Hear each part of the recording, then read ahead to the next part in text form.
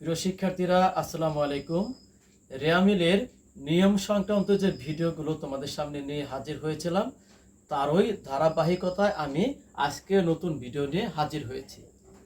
সম্ভাব্য দায় ও সম্ভাব্য সম্পদ রেয়ামিলে কিন্তু আসবে না, কারণ এগুলো নিশ্চিত দায় ও সম্পদ নয়।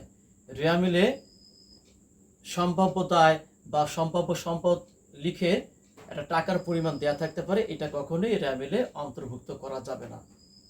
দ্বিতীয় নিয়ম হলো পাওনাদার বা প্রদেয় হিসাব কিন্তু একই কথা, এটা কিন্তু রেয়ামিলের ক্রেডিট দিকে যায়। এটার বিপরীতে যে বার্তা সঞ্চিতি তৈরি করা হয় সেটা কিন্তু রেয়ামিলের ডেবিট দিকে দেখাতে হবে।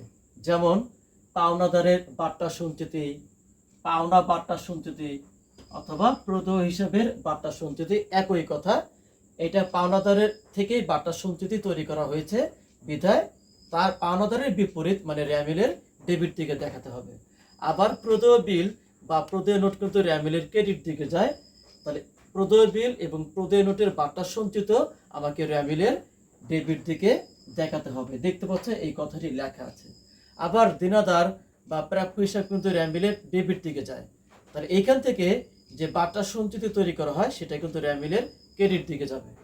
যেমন দেনাদারের বার্তা সঞ্চিতি, প্রদেয় বার্তা সঞ্চিতি, প্রদেয় বার্তা সঞ্চিতি আর প্রদেয় হিসাবের বার্তা সঞ্চিতি কিন্তু এক নয়।